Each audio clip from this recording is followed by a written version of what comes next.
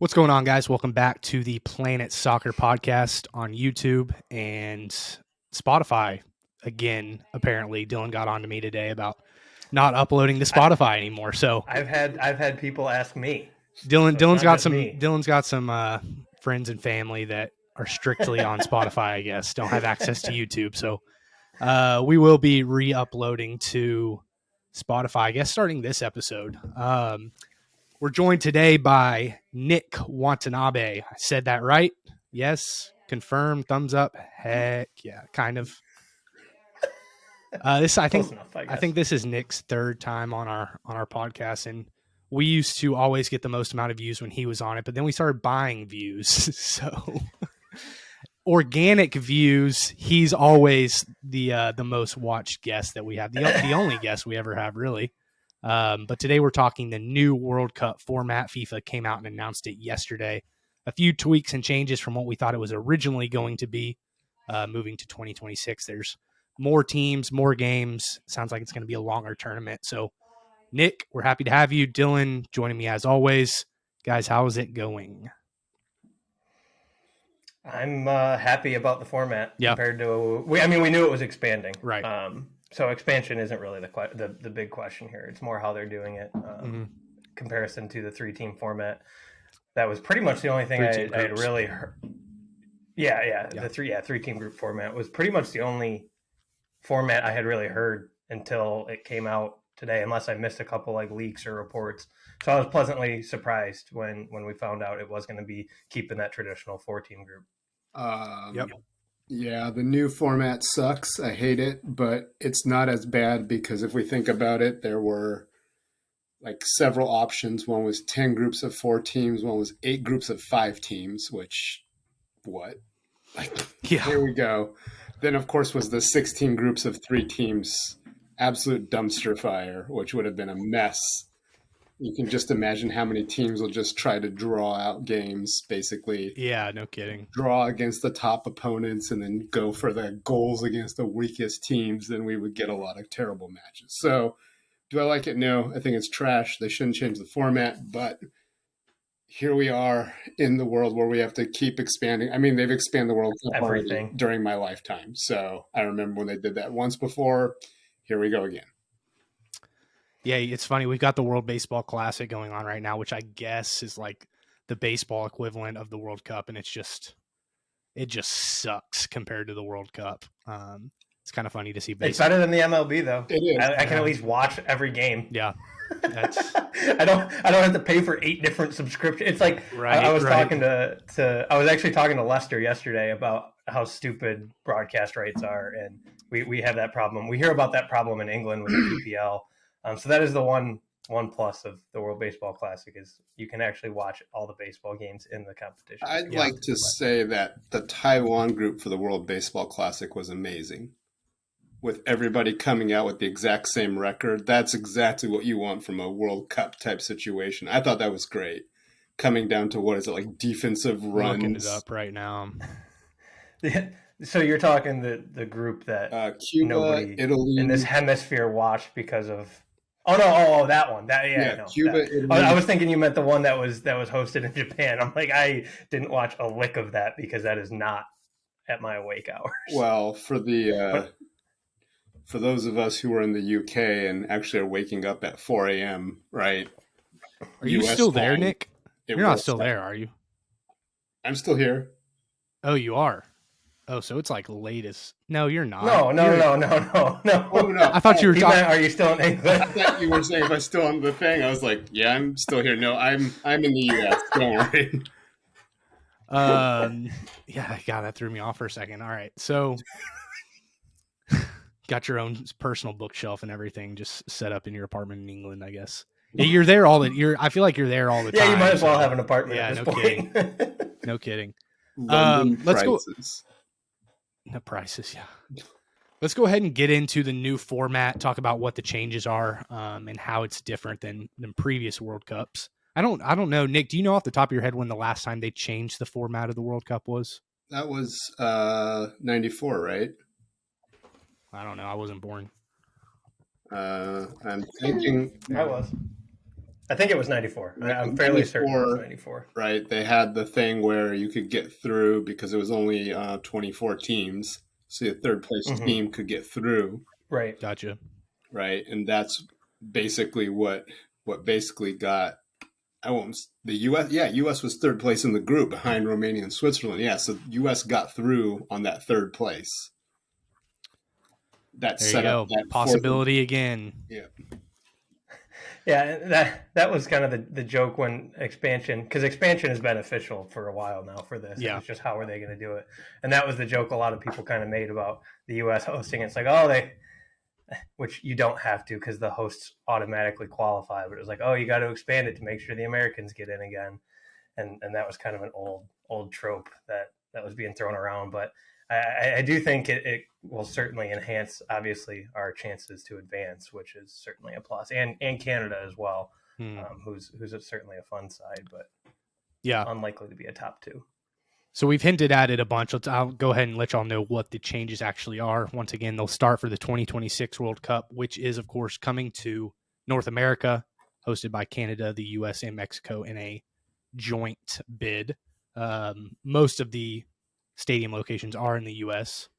It will be up to 48 teams from the previously designated 32-team format. So that's 16 teams that did not make it previously, say for the 2022 World Cup, that will have a chance in 2026. I don't know how they're splitting it up exactly. Maybe we'll get into that, but obviously this benefits European teams the most because you've got kind of all those teams that maybe just missed in the European qualification that will now make it, Italy being one. There will be 104 games played across almost 40 days in 3 different countries. The decision to expand came after concerns. I'm sorry, the decision to change the format came after concerns about a 3-team group proposal, which we hinted at previously, which was more of a dumpster fire than this. Kind of the glaring headline here is obviously the revenue that it's going to make. Shocker, it's FIFA, it's revenue based up to a projected 11 million from the 7.5. I'm sorry, 11 billion from the 7.5 billion that this 2022 World Cup made. So I don't know what that percentage is off the top of my head, but that's a pretty big jump to 11 billion. Prize money distribution will obviously go out to participating nations. So a lot of those nations that wouldn't have made it previously, maybe some smaller CONCACAF, CONMEBOL, maybe some African countries will get more, not more of, but get a share of that distribution that they didn't previously get. Am I missing anything? Big changes. It'll be how many groups of 4? 12 groups of 4. What are y'all's opinions on it right off the bat? I'll throw it to y'all now. Well, so overall, I kind of shared. So expansion being inevitable. Yeah. Like, let's just put that out there. Expansion was inevitable. I think this is probably best case scenario. I don't think any of the other proposals that we kind of touched on would be any better. I do like that it will more likely guarantee some of the better players and countries to always be a part of it. Say what you will about having to earn your way in, but it is a shame when a country like Italy with so much history, or a player like Haaland or Odegaard with so much star power, aren't playing on the world's biggest stage. That is somewhat of a shame. Yes, it should be earned, but that is one of the pros I can take away from the inevitable expansion. One of the cons for me, though, is the lack of playoffs now. It's all... come on! Nobody gave a damn about the playoffs, anyways. No way. I love those. The playoffs left you. The playoffs left that left Ukraine out of the World Cup this year, which sucked. So if anything, the playoffs, I don't like them. It was just a fun kind of wrinkle to add to the whole process. The play-in games. Yeah, right. It's the play-in games for March Madness going on right now. So that is something I'm a little disappointed to see go away. But that was just more an inevitability of the expansion of the pool, not necessarily how they went about it. How they went about it, again, I think it's as good as we could have done with expansion being inevitable. Nick? Let me start with this. The best need to be there. If you can't get out of qualifying America, you don't deserve to be there. America, yeah, absolutely. If you can't get it done against Trinidad and Jamaica, you should not be in the World Cup. Well, right. No, I said the best should get there. The U.S. is not in that group that I'm talking about. I'm talking more the European specifically, teams. Specifically in Europe. So that's because you do see problem. We almost right, and that's a thing we could have solved with possibly changing, the current qualification process, and maybe you take some spots away from CONCACAF or the Asian Federation, but who's going to agree to that? So to guarantee more of those European spots getting in, I think expansion was kind of the only route we had, because what confederation is going to sign off on giving up their spots to Europe at this point? Because it is still a political game, and I just wouldn't see that happening. But I do think that was a huge problem, was too many quality European sides being left out. When you saw Qatar might be a bad example because they were the host, they were going to get anyways, but countries like Qatar getting to play when you have guys like Holland having to sit at home, or Italy, who had just won Euros. I do think that is not the best thing for the game. Well, we could have just replaced Costa Rica with Italy. But I'm not going to sit here as a U.S. fan or the head of U.S. Federation or CONCACAF and be like, yeah, sure, take one of our spots and don't let us in the playoff. We only get 3. Give that playoff spot to UEFA. They can have it. Like, no, I'm not doing that, because I want my confederation to be on the biggest stage with as many teams as possible. So I just don't think expanding Europe and not expanding the whole field would be a realistic, at least nothing that I saw, no proposals I saw. You're certainly more tied into it than I am with stuff like this. So if there was a proposal out there to get UEFA more teams, I'd be all ears, but it did seem like the only way to do that. Yeah, I mean, so, it's split, and obviously Costa Rica, Italy subbed in just makes the great axis of evil joke when you put Japan, Italy, Germany, and Spain all together, right? But Italy was the butt of a lot of jokes for this World Cup. Sure were. But I think the problem should have been that Europe should have considered a different qualification method to get their best in, rather than forcing you to basically go through this nightmare of a draw and potentially just get entirely destroyed like Italy did, and they just couldn't get it done. And I mean, is Italy really the best if they can't get top 2 in a group? I mean, that's a legitimate question. So that's a very sport management viewpoint from you. We're out here just talking on emotions, and you're like, well, maybe UEFA should have done something better. But if you do something like that, then it lessens the chance of a side like Wales, and I do think there's value for having smaller smaller countries or federations be involved, because it is good for growing the game as well. So overall, I would rather have not expanded, especially with how much other expansion there is in world football right now. I think it's we're heading down a very dangerous path. But I do like the extra exposure it gives to certain teams, and allowing a way for the Hollands, who might be from a smaller country but a world-class player, or the Ibrahimoviches back in the day, not getting to play in a World Cup every 4 years.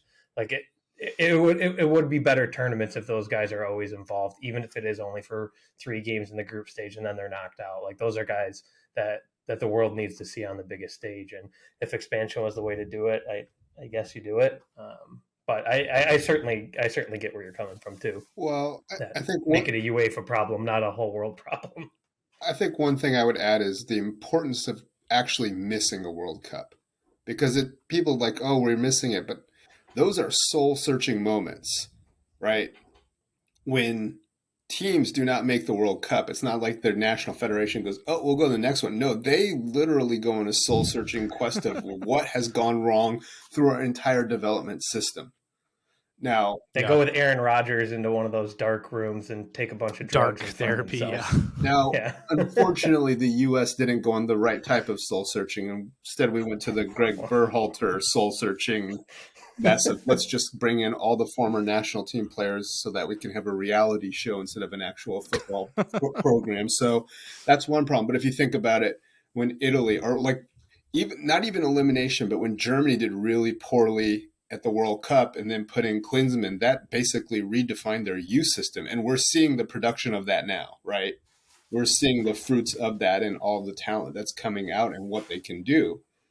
I think it's actually important to have the ability to miss the World Cup, because without that, you may lose that ability to have that fear and the need to produce, right? It could generate some mediocre football nations from this. Like I could see Belgium flip side. Well, Belgium has been mediocre more to an mediocre.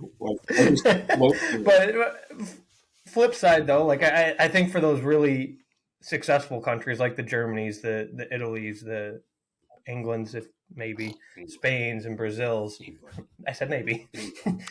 by default. Those bigger ones, by default. Having a poor performance and maybe this goes into maybe the third team in a group having a chance to advance could be a cause for concern as well, because now you can always it's a lot easier to hang your hat on, we made the knockout round, and in the past that was like somewhat of an accomplishment. So I certainly get where you're coming from on that respect, but possibly I'm guessing this is something that teams will adapt to. Their expectations will change along with the change in format. So I don't necessarily think it is likely to create a lot of mediocrity or acceptance of mediocrity in some of those bigger nations, but I suppose it's certainly a chance. So here's basically the big gripe from what I've seen with this expanded format is a lot of people think it's going to create what you just said, mediocrity in this tournament, bad games, essentially, which it certainly will. If you've got Mali playing up against Argentina or Brazil, yes, it will. But you can't also, where I look at it and say, hold on a second, you can't tell me that Norway, who's more than just Holland and Odegaard, by the way, going up against that pot one team, it will also create some more drama. And personally, I think it will be much harder to win a World Cup now than it was before. It's only one more game. If you go on to win the title, the championship, it's only one more game you have to play. So it's really not that much more on the players, nation to nation. But we as fans get to watch, 104 games versus however many it was before. I look at it and say, okay, yes, it will create mismatches, but you also know every once in a while there's going to be that giant upset. A Mali is going to advance just because that's the way the world works. That's the way Saudi Arabia is going to beat. Yeah, that's the way That's the way sports work. So I get the soccer, die hard blue blood sort of like push back against this, like basically what Nick is. But I also look at it and say, okay, there are definitely some positives here. And I'm not saying that you don't think there are any positives, Nick, but I see every negative that somebody brings up with it, and I can counter it with a positive, I feel like. Yeah, there's even a way to counter that negative of bad games. Like, scoring is at such a premium in soccer that you tell me you really don't want to see Brazil beat somebody 6-0. Like, that's kind of fun. Like, I want to see a Vinny Jr. hat trick against Mali just to see it. Like, yes, it's not like the purest form of football. Sure. Yes, it's not the most competitive, but like it will create some sort of excitement, even some of those bad games. It's not like basketball where it's a 20-point game in the 5 minutes left in March Madness, and you're like, all right, I'll turn this off. Like, I'll watch Brazil up 4-0 to see how many they can bury. Like today, Napoli and Frankfurt today, it was only 3-0, but it was a shellacking. I kept watching to see more goals. Like, I just wanted to see an ass whooping, for lack of a better term. So there is, you can find value wherever you want to try and find value. It's kind of about how you look at it. So even if there are a couple blowouts, I think in some ways it could almost be a little fun to see some of that. And then, like Nick said, that can turn into motivation and all of the requisite effects of that. But in the immediate, I don't think a blowout here and there is like the worst thing in the world. But like usually, Nick, tell us why we're wrong. Usually we're getting like one or two blowouts, right? That's not necessarily a bad thing, right? We do want to see goals. We do want to see Holland just murder Leipzig. Murder Leipzig yesterday, yeah. Like when it was already 2-0, I was like, well, this is over. And it just kept coming and coming. And, you use your Simpsons stop, he's already dead meme. like nonstop throughout the evening. My question is, please put that in the editing. Note to self, please put that in the editing. But is it going to be 2 upsets, or is it going to be like 12? Not 2 upsets, 2 blowouts, or is it going to be like 12? And are we going to have to watch like Germany score 8 on somebody, and we're just like, like we were, in 2014. Let's do a quick exercise, Nick. You know international sides better.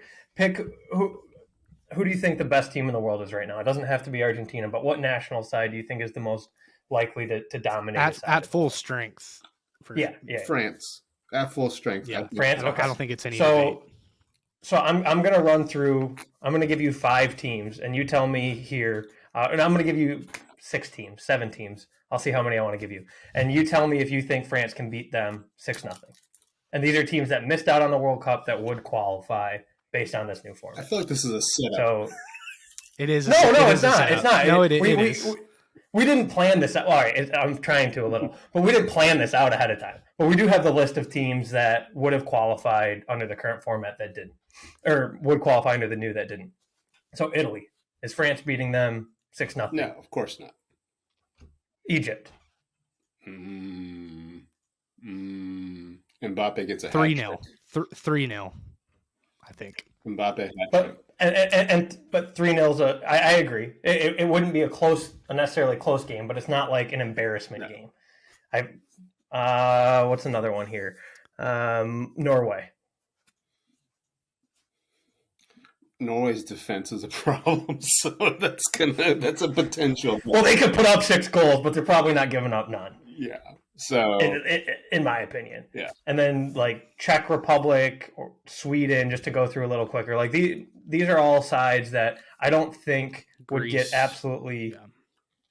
Greece, the notice they're all, with the exception of Egypt, they're all European teams. Yeah, I was going to say. Right. I'm not getting down to like Algeria just Paraguay, to see Riyad Mahrez play. You have to realize you're talking about a potential of a France versus, because this is seeded, right? You're talking France versus Thailand Nigeria, or Vietnam or China, and now we're going to say Algeria or Mali, right? But the point I was trying to make is not all of the teams getting added into this expansion, because in theory these 5-6 teams I listed off, because they missed, technically if they did qualify they'd be a pot 3 or 4. So they would be considered bottom tier teams of their group, and they're not teams that those top tier teams in the world are going to put a shellacking on. They're going to win. Like, I mean, with the exception not of all Italy, the time. I don't think anybody. Not every time though. 75 to 95% of the time, they're going to beat all those teams I listed outside of Italy. So yes, it isn't going to necessarily create more competitive games. Mali likely is not going to hang with France. Ireland is not going to hang with France. But I don't think it's going to bring on these like crazy, like what's that college football score that gets thrown around all the time? Georgia Tech versus Cumberland or whatever. Georgia versus TCU. Or yes, more recently, Georgia versus TCU. But I don't think it's going to be like on that level just because of the way that the game of soccer is played. Like I do think they will be they might be dominating performances, but I don't think it's going to be many embarrassing score lines that are just disrespectful to the game by any means. Yeah, I mean, I understand that. At the same time, for example, though, we have to realize that with the new format, we're essentially talking that Qatar would make the next stage. Yeah. Right? Because we're essentially saying that first round of knockouts, I think, would be more 32 teams make the next stage, and with Qatar being the host with a seed, they are going to get those weaker teams that they have beat up in Asia, Africa, and so forth. So you have to be ready that you're also going to have the potential for a blowout in the knockout stages, which is impossible, right? I mean, Germany, Brazil. Sorry, all my Brazilian friends, right? You're just same. All my Brazilian friends. I'm sorry, with you, right? But sorry, Bruno and family. It's not going to go well, right? But I think it's a question of eventually the tournament's going to be hopefully exciting at points, but we also have to realize it is going to be long. Oh yeah. So, you say as fans, we get to watch more. I remember like watching every single match. That's great. I can't watch the full World Cup in the new format. It's impossible for me. Okay, here's something. Go ahead and finish your thought real fast, Nick, and then I'll interject. There's another scholar that I follow on Twitter. I've sort of retweeted this. He's written this. You need 72 group stage games just to get down to 32 teams. So basically where we start at now in the number of teams, it takes you 72 group stage games to get there. That's 6,480 minutes of football plus extra time for all those matches. Right? But as he notes, at least they scrapped the horrendous 16 groups of 3. But again, we're also getting into the mess. That's kind of where I'm at. We're getting to the mess of third place teams. So there's some real mediocrity that's going to get into that 32 team group stage. The other thing is it now makes qualifying worthless for most of the teams. The vast majority of basically 32 teams, it makes qualifying worthless. Yeah, well, every cycle I get to this point and I start saying, oh, this is going to be another tough slog for Japan. Now with this new format, I'm sort of like, I'll start paying attention, when we get closer towards, but yeah, we'll be in. It'll take a true disaster. That's where that's another one of my issues when you look at breaking it down by confederation. I do think UEFA will still be competitive because UEFA is only gaining 3 spots, I believe. And in proportion, that it doesn't seem fair that they only gained 3. Seriously? But the Asian Federation gained 4, I think. And that's crazy. Like, I can't name 9 legitimate Asian Confederation countries. Like, oh, come on. Yes, you can. Wow. Come on. Legit. It was you were being hyperbolic, but but like legitimate teams that should be on that stage, like I would kind of struggle. That's where I do have a little bit of issue with this is the dispersion of those. I think one of the on the flip side, you don't want to see Oman. You don't want to see Oman in the World Cup? I don't. One thing I am kind of excited for, though, is the expansion just in general. So to flip what I just said from a negative into a positive, is it will allow more countries to qualify in Africa and Asia. Hold on, Dylan, before we get there, you're going to kind of something, it's a good point, but you're going to something that's more of a macro point that I want to make. Before we move on from this, I do want to, Nick, when you were talking, I was really thinking about this. Us 3 look at this whole scenario way different than your average mojo in America that gets drunk off the World Cup every 4 years. They don't care about qualification. They don't care about, okay, the U.S. has to go to Costa Rica. We never win there, sort of deal. You know what I'm talking about? So they also don't care about, say, group stage games. Dylan, you mentioned it earlier. They might want to see a Brazil 6-0 versus Mali. Like, we have to keep in perspective, to put on our perspective lens, that the average American, which at the end of the day is apparently what this podcast is for, doesn't care about those like nitty gritties about soccer. Another thing, it's a lot of games. It's a shit ton of games, but that's what the average American loves. We as club soccer fans, we want less opportunities for our guys to get hurt in the World Cup, especially when it comes in December. I want Harry Kane playing less games. Nick, you probably want Bukayo Saka playing less games. Dylan, Newcastle doesn't have any World Cup players, so it doesn't matter. Just kidding. Bruno was on the bench the whole time. So, anyways, so the lenses. Isak would have qualified under this format. Yeah, and so would Kulusevski. So that's tough. The lenses that we look at this process through versus our audience might be completely different. So, Dylan, now you can go where you were going to go with that. I just wanted to bring that into focus a little bit before I move on to that point. Like I think it'll be interesting to see when Nick was talking about this and you just kind of retouched on it, the impact of the number of games. Like right now, regardless of where it's held, every day during group stage you got 3 games, and it's spread out nicely throughout the day. And now, where are these games fitting? Because the last thing I want as a fan is overlapping games. 2 games. I know we talk about how awesome that is for Champions League and getting Golasso, but like unless we're gonna just simultaneously have 5 games at once, and I'm just gonna go full Golasso mode instead of watching individual games, like having overlapping games is not. I'm sure they do. I'm sure they do fan. something like Golasso. I'm sure there'd be something like that. Right, they would, but for the World Cup itself, I want to have the opportunity, if I have the time in my day, to watch every game I want to watch in its entirety. And maybe that's a niche take, as you said. Maybe we're more the exception to the rule in the U.S. at least, because we are so passionate and soccer hungered and crazy. But that's one of the first things I thought about when I thought about that expansion of games is where are they going to fit in the day? Yeah. Because I don't want to have, this game starts at 7 Eastern at night. This one starts at 8. This one starts at 9. And then I never get to watch the first half of anything because I'm watching the second half of everything. Like that's the last thing I want. So that is one thing as far as expansion of games. More games in theory sounds great. But if I can't watch them in full the way I want to watch them, it'll kind of suck.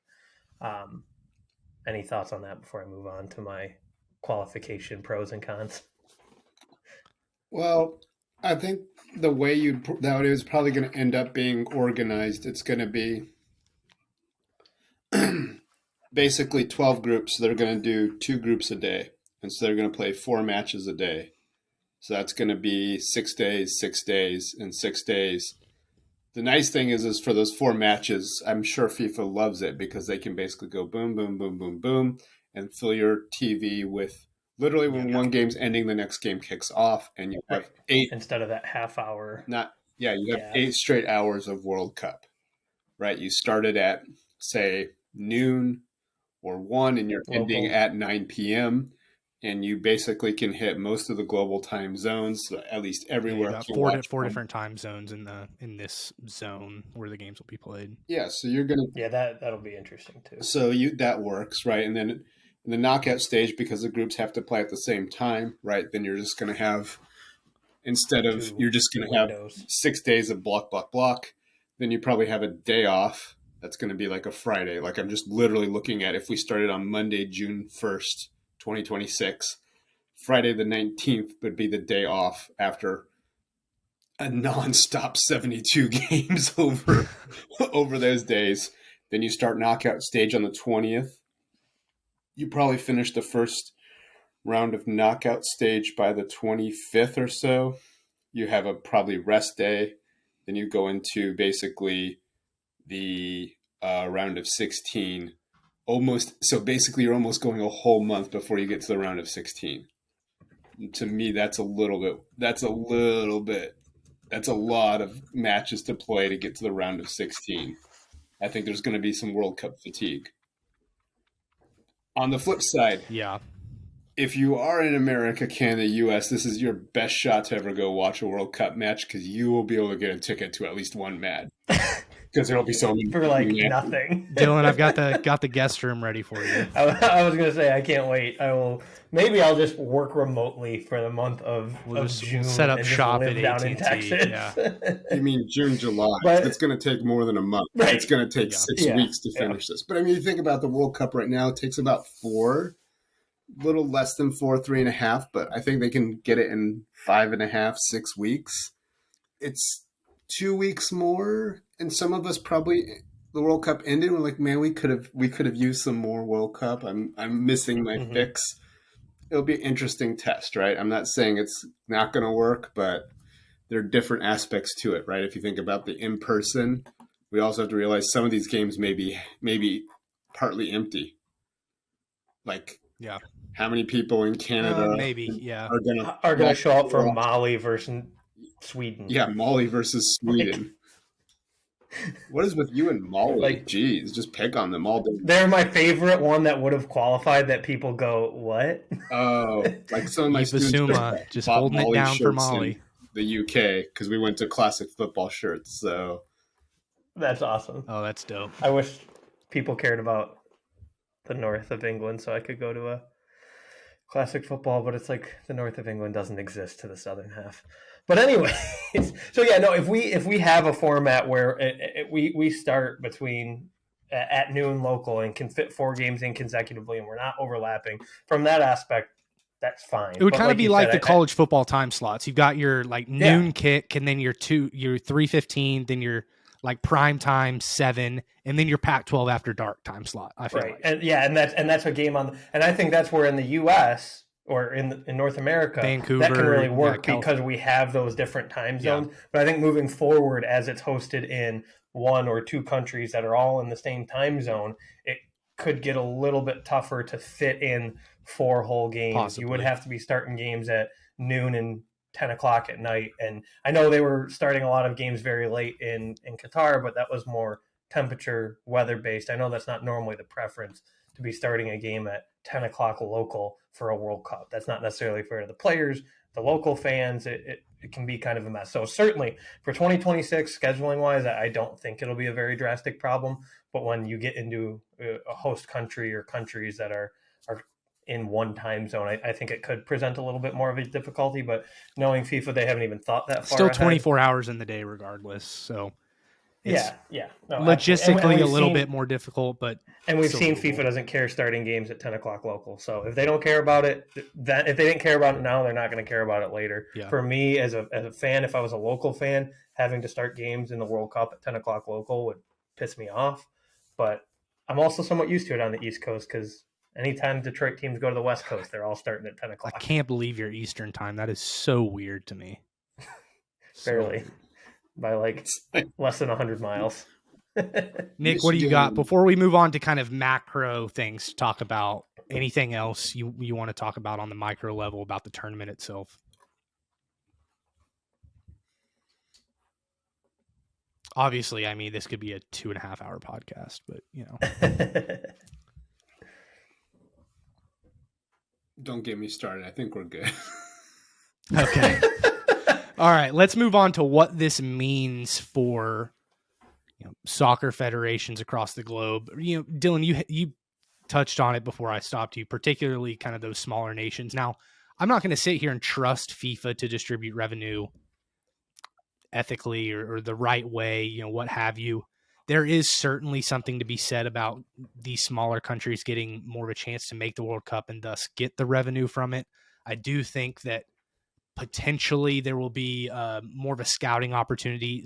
Take Mali, for example, if they got some 20-year-old wonder kid backup left back who potentially could make it to the Premier League, who maybe might not have been seen as easily if he makes a World Cup roster and scores a goal. It's, with transfer values these days, one World Cup goal equals like 25 million in transfer value. So little things like that, I think it will open doors. I also think it'll give countries like that more hope, which hope can be so powerful sometimes, for those CONCACAF, CONMEBOL, African Federation, Asian Federation, really everybody except for Europe, and even some of the European countries. I mean, Ireland could potentially make the World Cup if UEFA is only getting 3 spots, maybe not, but you know what I mean. What do you guys think about just on the worldview, the macro level? What does this mean for international soccer? Nick, I'll let you kick this off. You probably have a better understanding of everything east of UEFA than either of us, so I'll let you kind of everything across the Atlantic. I mean, this is obviously the goal is viewership, right? And the fact that this gives some of the major population centers a better chance at being in the World Cup and actually caring somewhat about qualifying, right? I mean, we're talking about China. Do you think China would be a good example of that? I mean, China's I don't know about how they are. Example, but in terms of, I was gonna say, is this like the NBA bending over backwards for China? Is FIFA like, hey, maybe we should do the same thing? You would think so, but it's a massive market, so I don't necessarily blame them if that is like I get it. That's a huge market to try to tap into. If you talk to Chinese football fans, they probably would tell you, wait, how many countries are in the world right now? Like roughly 260 something, right? 260, right? 264 was the number that popped out in my head. So Chinese football fans would probably say you need about 300 slots for them to make the World Cup. That's how much faith they have in their national team right now. I mean, if you go into their forums, they did kind of suck in qualification. Actually, I'm looking at it now. There was a famous social media post where someone said it like had done the math and like if you had bet against China for like 17 matches in a row, starting with like $10, you could have been like a millionaire or something like that. Just letting it ride. It was ridiculous how bad some of their form has been. Right, they're obviously trying to change that. They've had a lot of problems domestically in their league with all kinds of stuff. Too much money spent in the wrong place, trying to develop a new sort of development program. So, China's the obvious. Is it Iniesta in China? Is he in China? He's in Japan. Japan, But, okay. people like Cannavaro had gone to China to coach. What we see is that, but there are other, right? We have to think about there are other major population centers that now can start sniffing at the World Cup. I'll be 100% honest, like India, not a World Cup radar. Oh, yeah, that's a really good point. Are they in the World Cup mix now because of this? Not really, but it gives them 10 times more hope than they would have had before. Because before it was, can we beat Japan and Saudi Arabia twice in qualifying? And the answer is no. You're not going to do it. You might get a draw at home against one of them, but you're just going to get wiped in the rest of it. Now it's, hey, can we keep the goal differential low against Japan and Saudi Arabia and grab a win against Qatar or Oman? Well, the answer is it's possible. It hasn't really happened, but now it's a possibility. A decade more of development, all of a sudden we could be at the World Cup. That's over 1 billion people that are going to be watching the first World Cup for India, right? So I think we have to think about all of these other countries that have been on the periphery that FIFA wants to bring in, that FIFA wants to be the primary sport and isn't yet, because we know that India is a cricket nation. This is a definite love song from FIFA to all those countries that can't make it to try to bring them in. So I would say there's a lot of developing football nations. And if anything, the positive of this change is that now, if not getting them in, it gives them a better hope, right? And especially with Asia doubling essentially its number of slots, okay, well, we can tick off Australia, Japan, Korea, Saudi Arabia, probably Iran, Iraq, maybe. Right, and you start getting into these. There's still three slots: Qatar, Iran, Iraq. Start competing. Sorry, all my Iranian friends, you're going to be very mad at me for not speaking better. In fact, no, they really would be an auto in. Right, it's really like Iraq, Qatar. With 9. UAE, right? So these are the countries that will be fighting for those slots. If you look at it, really in East Asia, it's Japan and Korea, and then in Australia, sort of right, that weird one in the Asian Confederation that's not in Asia, but the rest, I mean, that's going to be Middle East that is mostly competing for the rest of those slots. And I think that makes sense to FIFA because, that is the growing area in terms of political influence and economy right now. So if they want to grow the game, I can see that this is an important market for them to try to hit.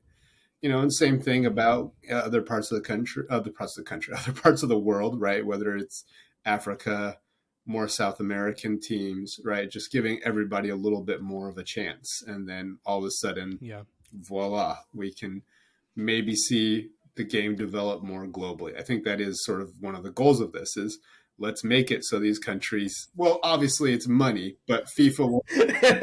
There we go. They don't give if the next Holland I think one causes the other, though. Growing the games in these countries leads to money. Yes. Right, yes. Nick, correct me if I'm wrong. When did Korea become, like, legit on the world stage? Was it just prior to 2002, or were they kind of on the come up? Because I feel like that was a huge... And Japan, I mean... I feel like Japan's probably always been the premier soccer. No. Give me a kind of a recap of the Asian Confederation, because obviously Asia, lots of money, lots of population. That's kind of a market with Korea and Japan that you really hit on. And then if you can hit on China, give them hope and kind of a growing sense that, okay, soccer could be legit if we start competing in the World Cup. Well, how has that looked throughout the years? So Korea has always sort of been the power of East Asian soccer. Okay. Just straight up. So if you think about it, Korea was in the World Cup long before Japan was. Korea was winning the Asia Cup long before Japan was. It was really only in the 1980s that Japan really started changing. It wasn't really until the 1990s that Japan could start to actually beat Korea. When I'm talking like mid so to kind late of flip 90s. of what I had. I thought that Japan was the grandfathered in team and Korea was Been the come up. It was chasing them, opposite. so and I was using this analogy the other day. I was sitting there thinking, I was thinking about when I was living in Japan as a high schooler, and I was like, Korea can beat the shit out of us in soccer, but pop culture wise, we're gonna beat them. We got the better music, we got the better movies, we got all of it, the food, everything. We're gonna win Whose food is better? wars, and that's how Japan's gonna be popular. Now I turn on the TV and it's BTS, and I'm like, damn it. That's the first thing my mind went to. I was like, ooh, the tables have turned. Then I turn on Netflix. Whose food is better? Legit, no cap. Whose food is better, Japan or Korea? It depends it depends on my mood, because both everybody think about one thing, but regionally there's different foods. So not going to answer. But then, you turn on the TV. What a political answer. I like it. Now you kind of like the U.S. men's national team statement today, just a complete non-statement. And you see Squid Games. So I was thinking to myself, well, at least Japan can beat them in football now. And then I turn on TV and I see Heung-min Son run by, and I'm like, shit. I was like, we lost it everything. Not doing that this year. So, but yeah, it's always been the case that in soccer, at least, that Japan has been chasing Korea. It's only in more recent years that they've pretty much come on par, or maybe even flipped a little bit, depending which year. It's sort of on and off, depending on the squads. Korea clearly has the best player in Asia, I would say, right? Kim Min-jae. But then that's the thing, is like, beyond that, the squad depth for Korea goes down, I think, quite a bit, where Japan has better depth, right, just across the board. So Mitoma is leading Japan to the World Cup title in 2026. If he can get playing time. Japan just I've seen that on your Twitter. Japan just announced their squad for their friendlies against Colombia, and is it Uruguay or someone like that. No Kyogo, the guy who's leading Scotland in goals. No Hatate, who's literally a defensive mastermind and midfielder for Celtic and has also scored a ton of goals for them. Morias is just like, I left them out of the World Cup. Who needs them for the next one? It's like, literally, we need a striker. Oh, here's the best striker we have in Japan right now. Let's not call him up. So, and then you got to remember, this is the guy who also thought Mitoma is best coming off the bench because it gives him more hunger. Yeah. And we're about to see how much of a meltdown I have over two friendly matches that really mean nothing. And if you were in our J football Twitter group chat, it is a lot of pissed off people. So it is what it is. Oh, that's great. I'll make sure to turn on your tweet notifications for these upcoming international friendlies. You don't have to worry about Americans getting too upset. Yeah. Because, back to nobody watches but the World Cup. Yeah.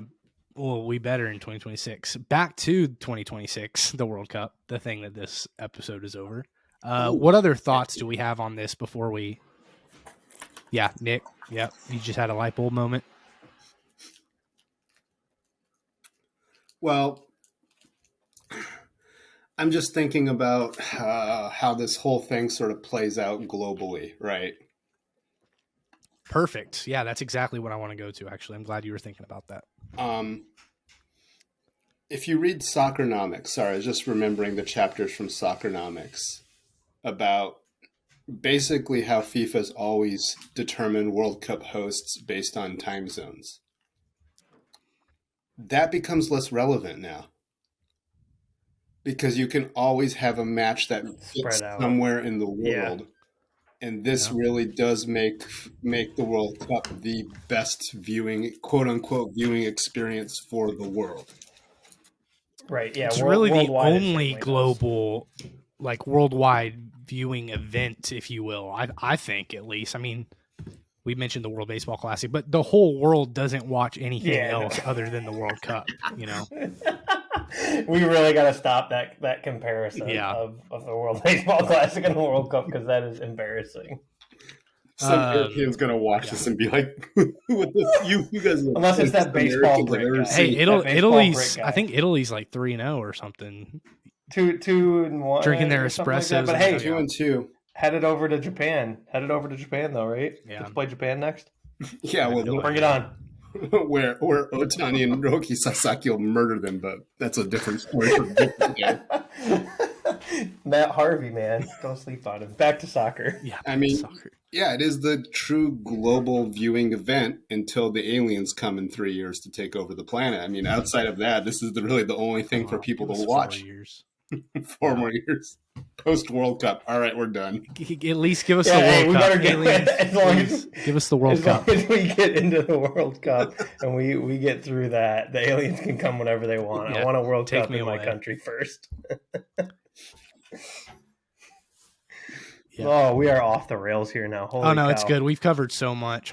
We've really hit everything that I wanted to and more. Well, did you have more to that thought, Nick? You were saying how it would become the premier global event because of time zone distribution. Do you think we'll ever have a single host nation ever again for the World Cup?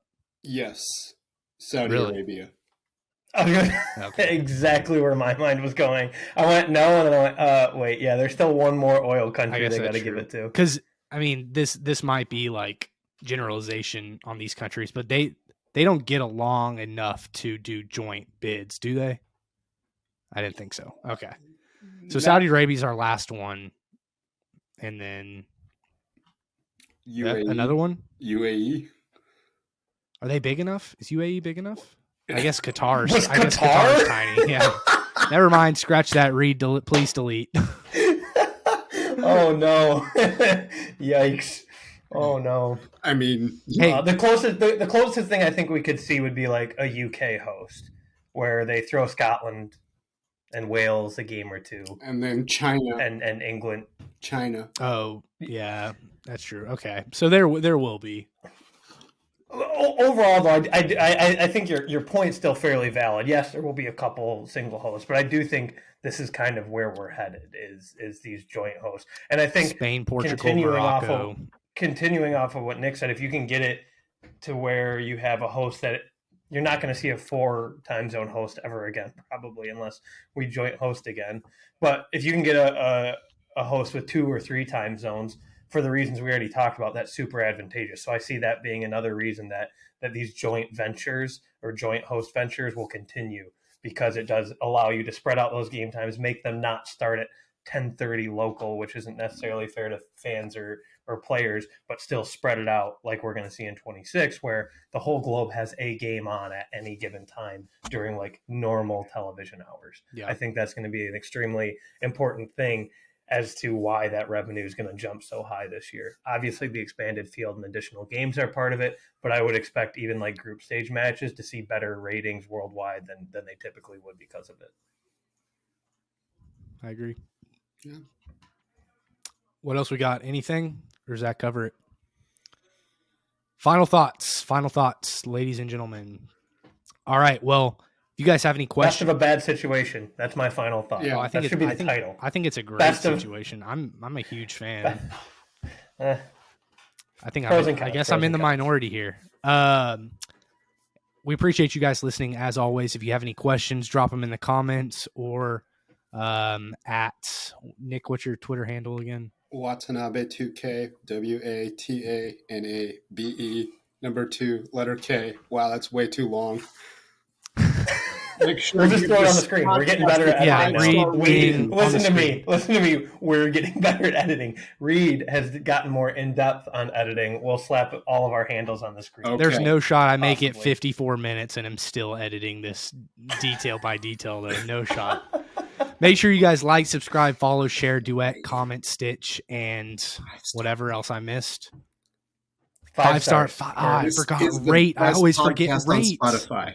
Dave Chang Show, bullshit. Yeah. This is the best back one. On Spotify. We are back, baby. We are back. Y'all have a great night or day whenever you're watching this. We'll talk to y'all later.